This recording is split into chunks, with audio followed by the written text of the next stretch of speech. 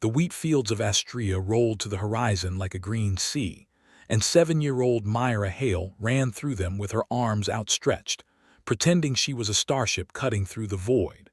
Her father, Governor Marcus Hale, watched from the porch of the colony's modest administrative house with a mug of real coffee warming his hands. Above them, 2 suns hung in a sky so blue it almost hurt to look at. Astria was, by every measure that mattered, paradise. 3 million colonists, no standing army, a single orbital traffic control station and a fleet of cargo haulers. The kind of world that the Sol conquered pointed to in recruitment broadcasts when it wanted to remind humanity what all the centuries of careful, quiet preparation had been for. A garden, a promise, a future. Marcus took a sip of his coffee. He had been governor for 6 years. He had not seen a single act of violence in all that time. That was when the sky changed. It happened in pieces, first a strange darkening at the zenith, as if a cloud had passed in front of both suns simultaneously. Then a low, atmospheric groan that Marcus felt in his teeth before he heard it. Then the shapes resolved. Long, ridged, segmented hulls the color of dried blood, descending through the upper atmosphere in a perfect grid formation. 40 of them. 60. More. Myra stopped running. She turned, looked up, and called for her father in a voice he would hear in his nightmares for the rest of his life. The first lance struck the orbital station. From the ground, it appeared as a thin white line connecting heaven and earth, soundless, almost beautiful. Then the station broke apart in a slow blossom of debris and fire, and the sound finally arrived, a rolling thunder that rattled every window in the capital. Marcus dropped his mug. He was running before he understood he had moved. Myra. She was already running toward him, small legs pumping through the wheat. Behind her, the first energy lance struck the city outskirts. A warehouse district vanished in a column of light. Then a school. Then the spaceport. Each strike was clinical, precise, unhurried, the work of an enemy that did not believe it would be opposed.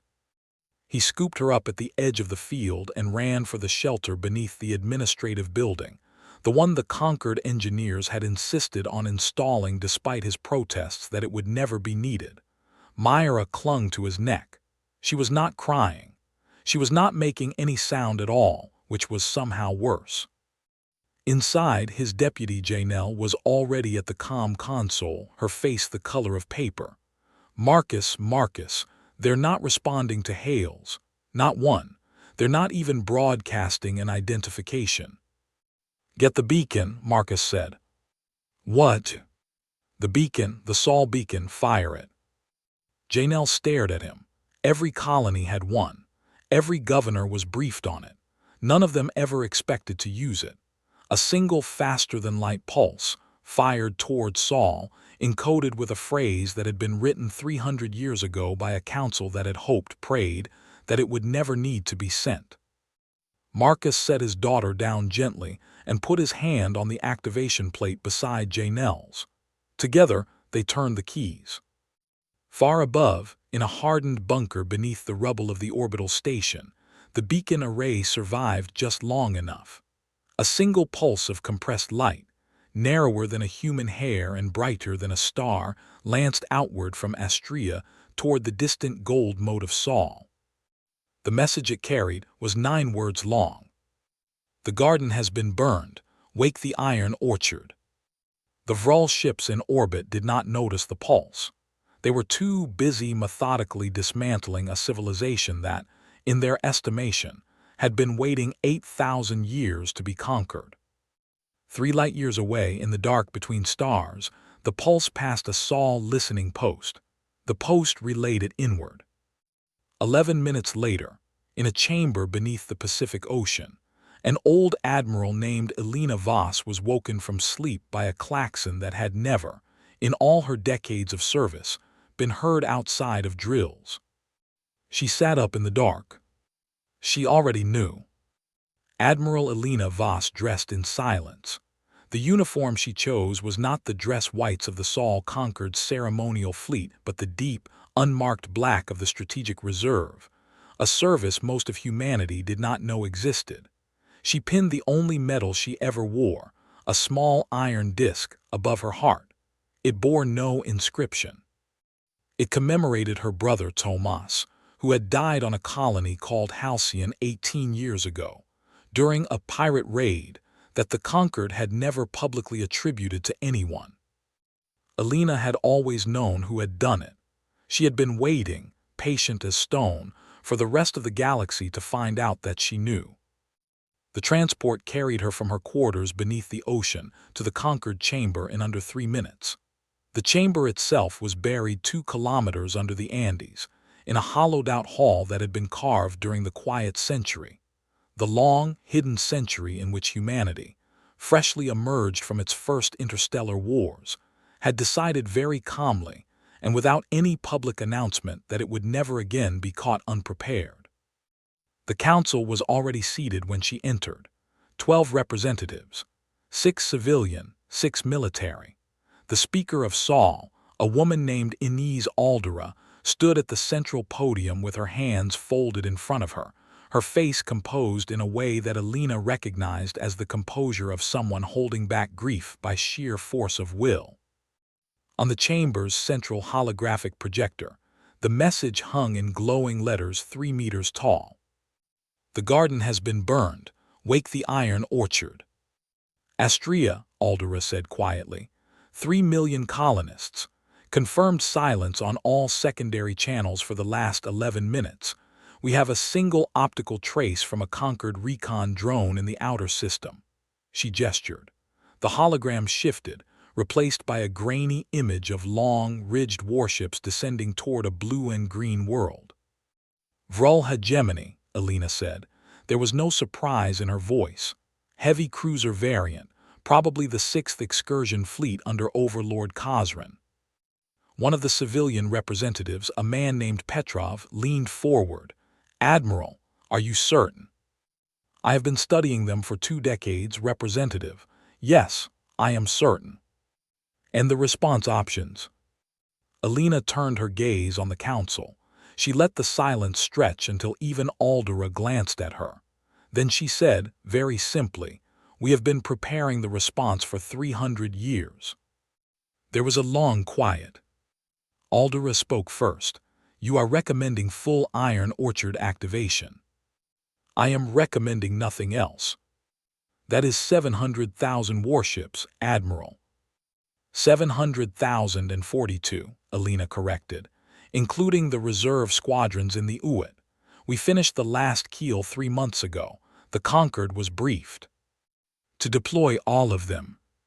Speaker, Alina's voice was not raised, but it changed the temperature of the room. For 3 centuries we have told ourselves that the iron orchard was insurance, that we hoped never to harvest it. We told ourselves this while we built it slowly, quietly in the dark places of our system, because we remembered what the galaxy did to us when we were weak. We remembered Halcyon. We remembered the Aldebaran convoy. We remembered the 71 survey ships that never came home. She paused. Astrea was a garden. They burned it. If we do not respond now with everything we have, then we will have built the iron orchard for nothing.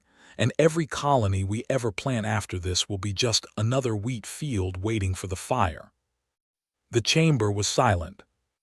Aldera looked down at her hands. All in favor, she said. 12 hands rose. There were no abstentions. There were no objections. Iron orchard is authorized, Aldera said. Her voice cracked just slightly on the last word. Admiral Voss, you have operational command. May whatever gods we still believe in forgive what we are about to do. Alina saluted, turned, and walked out. In her ear, the encrypted channel was already open. Across the solar system, across the Kuiper belt, across the dark, scattered Uit, across the hidden dry docks in the cloud layers of Jupiter and the hollowed asteroids past Neptune, 300 years of quiet patience were about to end.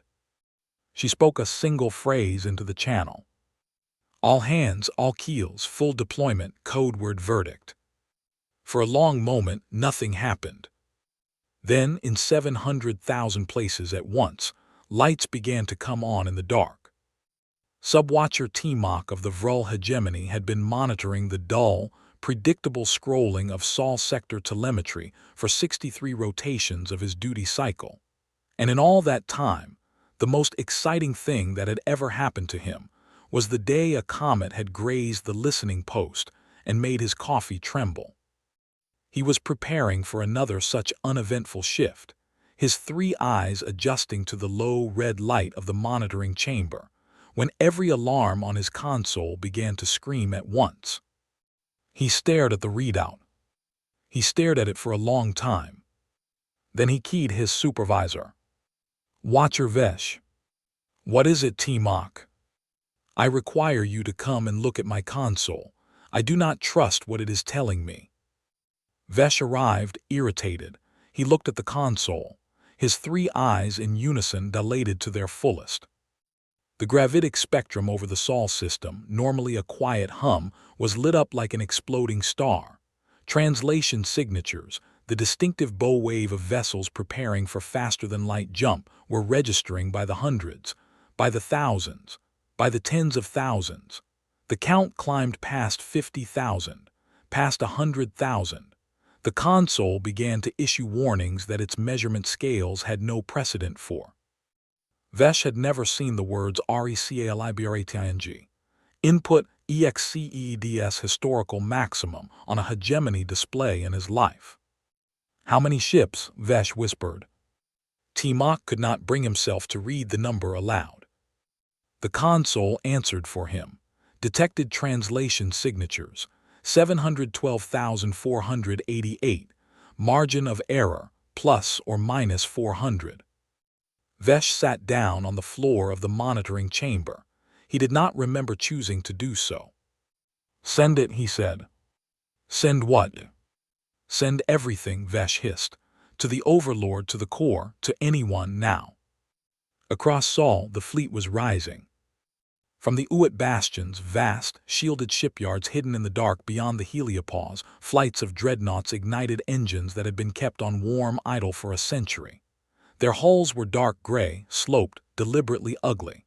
Their names had been chosen by lottery from a list of human cities that had been destroyed across all of history by violence: Carthage, Dresden, Hiroshima, Halcyon, Astria. Each carried a crew of 2,000. Each carried weapons that had been refined, tested, and refined again in laboratories no foreign sensor had ever penetrated. From the cloud layers of Jupiter, ascending through the bands of swirling storm, came the strike carriers, flat, broad, scarred from atmospheric concealment, disgorging swarms of single-pilot interceptors as they climbed.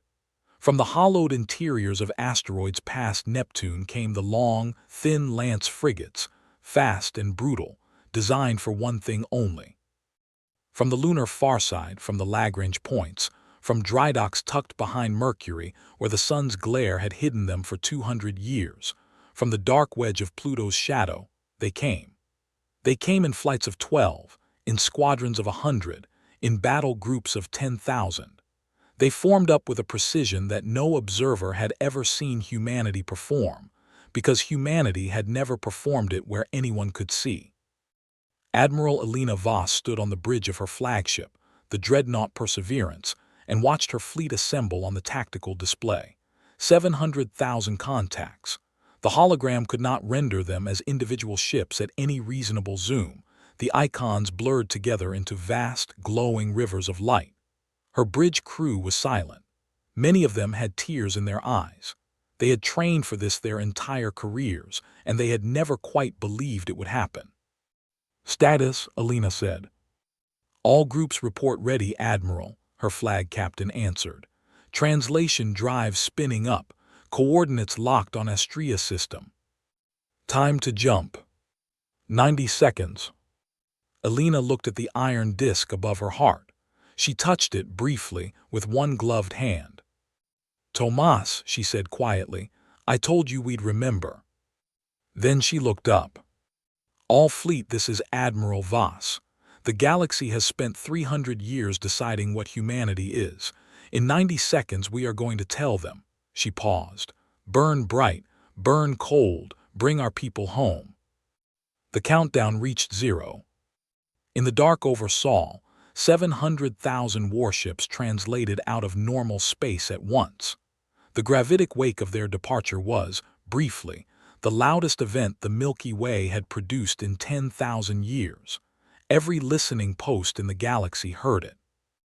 And in his red-lit monitoring chamber, Subwatcher T-Mach of the Vrul hegemony watched the entire Sol gravitic spectrum go suddenly, terribly silent, and understood with absolute clarity that they were not gone.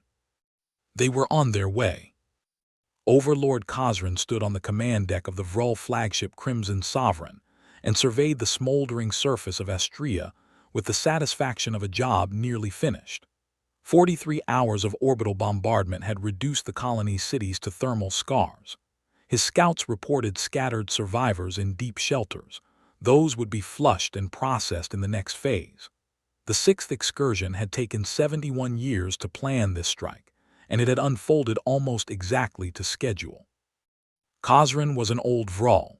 He had personally led the conquest of 9 pre-spaceflight species and the suppression of 3 rebellious colonies. He had been told that humanity was a curious, scattered race that had emerged onto the galactic stage only recently, that they were emotional and unpredictable, that their core systems were well defended but their frontier was undefended cake. Astrea, his analysts had assured him, was cake. His communications officer cleared his throat. "Overlord." "What?" I have a transmission from Subwatcher T-Mach at the Sol perimeter post." "Why is a Subwatcher transmitting to my flagship?" "The transmission was flagged Priority 0, Overlord." Khosran turned slowly. Priority 0 existed in Hegemony Protocol but had not been used in his lifetime. It was reserved for one thing: extinction-level events. "Play it." The audio was short. Subwatcher T-Mach's voice was the calm, hollow voice of a being who had passed through panic and out the other side into something resembling acceptance. 700,000 human warships have translated out of the Sol system. Course is consistent with Astrea sector. Estimated arrival time was approximately 4 hours ago. They should be arriving in your local space at any. The transmission cut. Khosran stared at the speaker. "At any what?" The deck shuddered. Every alarm on the Crimson Sovereign began to wail simultaneously. The tactical display, which had been showing a near-empty stellar neighborhood, populated in a single horrifying instant. Contacts bloomed across every quadrant. Not dozens, not hundreds. The numerical readout on the display ran upward in panic staccato: 5,000, 50,000, 200,000, 400,000.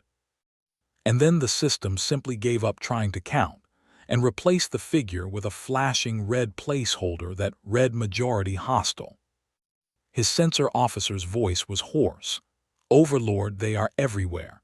They translated in around the entire system. We are completely surrounded." Khosran swallowed. For the first time in his very long life, he was afraid. "All ships," he said. "Battle stations, form defensive sphere, prepare for." He never finished the order. Across the Astrea system, 700,000 human warships opened fire. It was not a battle. The word implied symmetry. What happened in the next 47 minutes was something else, something humanity had been refining for 300 years in the dark and the silence. Gravitic lances, fired in coordinated salvos of 10,000, sheared Vrul cruisers in half along their long axes. Kinetic swarms, clouds of small, dense, intelligent projectiles, punched through Vrul's shielding as if the shielding were paper. Lance frigates, moving at fractions of light speed, slashed across the Vrul formation and were already gone by the time the Vrul gunners had finished turning their turrets. The Vrul's 6th excursion fleet had numbered just under 2,000 vessels. After 12 minutes, it numbered 900. After 30, it numbered 200. After 47, the Crimson Sovereign was the only capital ship still under power, drifting in a debris field that had until recently been the proudest fleet of the Vrul frontier. Khosrin sat in his command chair as the lights flickered around him. His bridge was full of bodies. The viewport, miraculously intact, showed him the planet below Astrea scorched, bleeding smoke into its own atmosphere, and beyond it, the slow, deliberate approach of a single enormous human dreadnought. Perseverance. His communications panel chimed, an open hail. He accepted it with a trembling claw. A human face appeared on the screen. A woman, older, dark eyes, a small iron disc pinned over her heart. "Overlord Khosrin," she said. Her voice was very quiet. "My name is Admiral Elena Voss of the Sol Conquered. You attacked our garden. I want you to send a message to your hegemony with my compliments. Tell them what happened here. Tell them everything." She paused. "Then surrender your vessel." Khosrin found, to his own surprise, that his hands were moving on the console without his conscious direction. He keyed the long-range transmitter. He began to compose the message. He had not yet finished it when his sensor officer, voice strangled, spoke. "Overlord, new contacts, inbound from the core direction.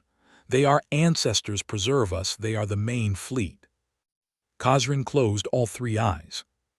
The hegemony had heard him. The hegemony was coming. And then he thought with a sudden, terrible clarity. The humans were going to learn what they had truly woken. 2 million Vrul warships translated into the Astrea system in a single coordinated wave. And for the first time in 3 centuries of preparation, Admiral Elena Voss felt her certainty waver. The tactical display on the Perseverance bled red, where her 700,000 human warships formed a glittering green corona around the captured remnant of the 6th excursion. The new contacts spread outward in a sphere that swallowed the green entirely. The numerical readout spun upward. 1,200,000, 1,600,000, 2 million. The Vrul main fleet did not just outnumber her. It dwarfed her by a factor of nearly 3 to 1, and these were not frontier garrison ships. These were the hegemony's core, dreadnoughts the size of small moons, weapons platforms that had been carried into battle on the backs of dying suns, ancient siegecraft that had not been deployed in living memory. Her flag captain, Idris Karim, exhaled slowly through his teeth. "Admiral, I see them. That is more than the entire estimated hegemony order of battle in our intelligence files. I see them, Idris." The Vrul fleet did not attack immediately. It arrayed itself with deliberate, ceremonial precision, taking nearly 6 minutes to settle into a formation that resembled, if you stepped back far enough, a vast clenched fist closing slowly around the Astrea system. A transmission opened on every human channel at once.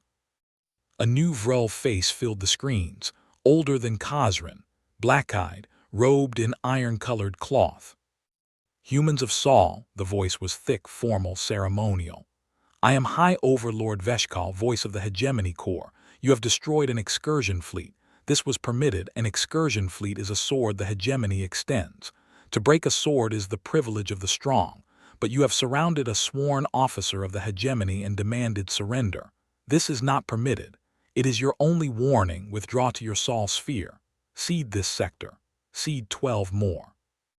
And we will allow your species to continue to exist." The transmission ended. The bridge of the Perseverance was silent. Elena Voss stood very still. She looked at the tactical display. She looked at the burning planet below. She looked, finally, at the iron disk above her heart. "Idris," she said quietly. "Admiral, open a fleet-wide channel." He catered. Elena did not raise her voice. She did not need to. Every captain across 700,000 vessels heard her with the same perfect clarity. "All hands, this is Voss.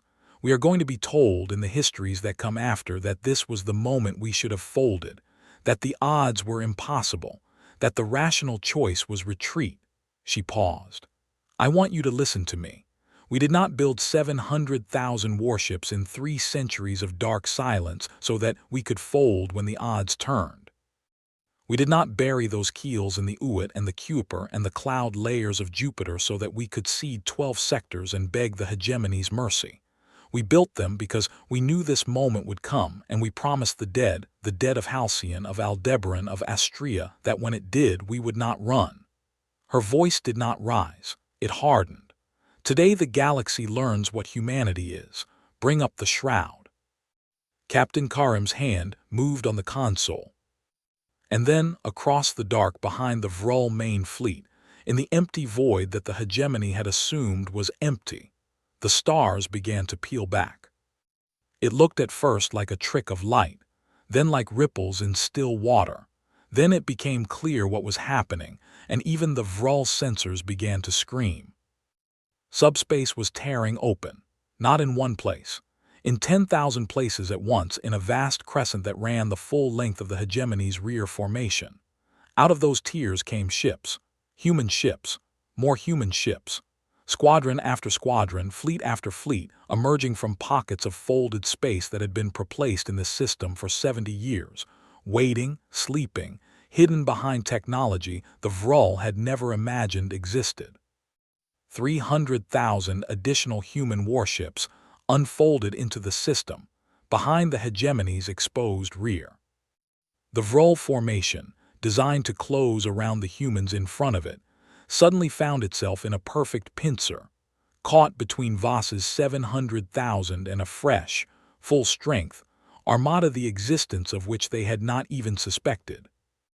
High Overlord Veshkal's transmission opened again. His voice this time was different, not ceremonial, not commanding. Just very, very quiet. "How," he said, "how is this possible?" Elena Voss looked into the camera. "You attacked a garden, Overlord," she said. "You assumed the gardeners had no teeth. You assumed wrong. And now you are going to learn, the way every species before you that made this mistake has learned, that humanity does not build only what it shows you. We never have. We never will." She raised one hand. "All fleets engage." The battle that the galactic historians would eventually call the Reckoning of Astrea lasted 6 hours and 41 minutes, and in that time, the shape of the known galaxy was permanently rewritten. It began with a pincer. Admiral Voss's 700,000 warships and the 300,000 newly revealed reserves of the subspace shroud closed on the Vrul main fleet from front and rear simultaneously. The hegemony, designed across 3,000 years for offensive sweeps and overwhelming forward pressure, had no doctrine for being attacked from both sides at once by an enemy of equivalent technological grade. Its formation, the great clenched fist, became a trap that closed on itself. The first hour was gravitic lances, human dreadnoughts working in coordinated salvos of 50,000, fired focused gravity beams that crumpled Vrul capital ships along their structural seams. Vrul vessels designed to survive direct kinetic impacts and antimatter detonations had never been engineered against weapons that simply folded them. Hundreds died in the opening salvos, thousands in the second. The second hour was the kinetic swarms. From the human carriers came clouds of small, intelligent projectiles, each one no larger than a human fist, each one accelerating to relativistic speeds, each one coordinating with its brothers in a hive logic the Vrul could not jam, could not predict, and could not stop. A Vrul battle cruiser caught in a swarm did not explode. It came apart methodically in pieces. The third hour was the antimatter cascades. The fourth was the lance frigates, slashing through the disintegrating Vrul formation at fractions of light speed, severing command and control links. The fifth was the methodical, ruthless reduction of the Vrul flagship cluster. On the bridge of the Perseverance, Elena Voss watched it all in silence. She did not cheer. She did not celebrate. Her crew, schooled by her example, did not either. They worked. They watched the numbers. They ordered ceasefires for surrendering ships. They were professional. They were terrifying. In the fifth hour, the Crimson Sovereign, Overlord Khazran's flagship, still drifting at the heart of the battle, broadcast a surrender. Elena, without hesitation, ordered her ships to leave it alone. "He sent the message," she said quietly. "Let him live to tell it." In the 6th hour, the High Overlord Veshkal's command dreadnought, the eternal spear of the hegemony, a vessel that had been the personal flagship of 9 High Overlords across 2,000 years, took a coordinated salvo of 300 gravitic lances at once. Its hull crumpled along every axis, its core overloaded. It became, for a brief and brilliant instant, a small new star. When the light faded, the Vrul main fleet was no longer a fleet. It was an expanding cloud of debris, surrender beacons, and powered-down survivors. 2 million ships had translated into the Astrea system. Roughly 400,000 were still functional. Most of those had their drives offline and their weapons cold, broadcasting the universal hegemony code for "I yield, I yield, I yield." Captain Karim turned to Alina. His face was wet. He had not noticed. "Admiral, they're broadcasting surrender, fleet-wide." Alina did not answer immediately. She was looking down at the planet, Astrea, the garden world, still burning but more dimly now. Rescue craft from her fleet were already descending through the smoke, looking for shelters, looking for survivors. She thought of her brother. She thought of 300 years of patient, silent work, of engineers who had died without ever telling their families what they were building, of admirals who had retired without ever seeing the fleet they had designed, of an entire civilization that had quietly chosen, after one too many burned gardens, to never again be unprepared. She touched the iron disc above her heart. "Cease fire," she said. The order rippled outward across 1,000,000 human warships. The guns went quiet. For a long, long moment, the Astrea system was silent in a way it had not been in days. Then Alina opened a final channel, not to her fleet, but on the wide, public, galactic broadcast band. The band that every species, every government, every listening post in the Milky Way could hear. She spoke for less than 30 seconds. "This is Admiral Alina Voss of the Sol Conquered. The Vrul hegemony main fleet has surrendered in the Astrea system. We are accepting surrenders. We are tending to the survivors. We are recovering our own." She paused. "To every government, every species, every listening post that hears this, humanity is not what you thought we were. We were never what you thought we were. We have been very patient. We will continue to be patient where patience is returned. But the age in which our colonies were soft targets has ended today. Govern yourselves accordingly." She closed the channel. She looked at the planet below. "Idris," she said softly, "take us down. I want to find the governor." The shelter beneath, the administrative building of Astrea's capital, had held. Marcus Hale did not know this for certain until the 3rd day, when he heard, through the layers of reinforced concrete and dirt above his head, a sound he had not expected to hear again. A human voice, amplified, calling for survivors. The shelter had been built for 200. It held nearly 700 when the door finally opened. Most were children, scooped up by parents and neighbors in the panicked minutes before the first orbital strikes. The air inside had grown thin. The water had run low. Marcus had given his rations to Myra 3 times and lied about having eaten his own. She had figured it out on the 2nd day and refused to accept the 4th. When the shelter door cracked open and light poured in, Myra was asleep against his chest, fevered but alive. The first face Marcus saw belonged to a young human soldier in unmarked black armor, who knelt at the threshold and said, very gently, "Governor Hale, my name is Corporal Reyes. The Admiral sent us. Your people are safe now." Marcus could not speak. He simply held out his daughter. The corporal took her with infinite care. Above them, in the sky that had been red for days, the smoke was beginning to thin.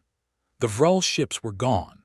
In their place hung the long, gray hulls of human warships, motionless in low orbit, the largest of them, the Perseverance, visible to the naked eye as a slow gray slash across the dawn. Across the galaxy, in the days that followed, Governments that had spent centuries cataloging humanity as a peculiar minor power held emergency sessions. The Korthani Spiral Compact opened a permanent diplomatic mission to Saul. The Illith Combine, ancient enemies of the Vrul, sent an envoy with a treaty proposal that had been drafted, redrafted, and never delivered for the past 200 years. The Vrul hegemony itself fractured along 3 internal fault lines within a month.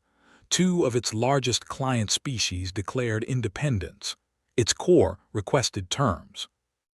Admiral Voss negotiated those terms personally. They were not cruel. They were not generous. They were exact. The Vrul would withdraw from 12 frontier sectors.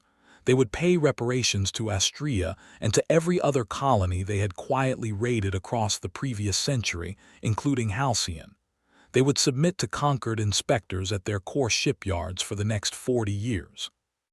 They would surrender Overlord Khazran and 17 other officers for trial. A trial that would, the conquered made clear, be public, fair, and exhaustively documented, because humanity had learned long ago what happened in the dark. Khazran himself, in the end, gave full testimony. He spoke for 9 days. He named every officer, every operation, every colony quietly burned over the previous century. He asked at the end whether his life would be spared. The court, presided over by a panel that included 3 non-human species, ruled that it would. He would live out the rest of his years in a conquered facility, useful, watched, and old. On Astria, the rebuilding began. It was slow. It was hard. There were memorials at every crossroads of the new capital, small iron discs set into the pavement, one for each of the 312,000 colonists who had not survived. Marcus Hale buried his deputy Janelle in a quiet plot beside the rebuilt administrative house. He planted wheat over her grave. Myra recovered. She grew. By her 10th birthday, the wheat fields had returned to the horizon and the sky over Astria was blue again, and she ran through the green with her arms outstretched, pretending she was a starship. Only now, sometimes, real starships passed overhead and they did not frighten her. They were conquered patrols. They were home. Admiral Elena Voss returned to Saul with her fleet. She did not retire immediately. She spent 3 more years overseeing the demobilization of the Iron Orchard, though demobilization was, in truth, the wrong word. The fleet was not disbanded, only quieted, kept ready, kept patient, in the way humanity had always kept things patient. When she finally stepped down, she did so in a small ceremony attended by only a handful of officers. She gave a short speech. She thanked the dead. She unpinned the iron disc from over her heart and laid it on the podium, and she said quietly, "Tomas, we remembered." She walked off the stage. She lived another 17 years. In her last interview, an old journalist asked her whether she had ever, in the long centuries of preparation, doubted that the Iron Orchard was the right path, whether humanity, in choosing to build 700,000 warships in the dark, had perhaps become the very thing it had feared. Elena Voss had thought about this question for a long time before she answered. "We built the fleet," she said finally, "because we had learned that the galaxy does not respect gardens, it respects what defends them. We hoped every day never to harvest the orchard, but I will tell you this." She looked into the camera. "We did not attack first. We have not attacked since. And there are children today running through wheat fields on 100 worlds who will never know what their grandparents built in the dark, and that is the only victory I ever wanted." She smiled very slightly. "Let them run." The interview ended. Above 100 quiet worlds, the Iron Orchard kept its patient watch. And the galaxy, at last, let humanity's gardens grow.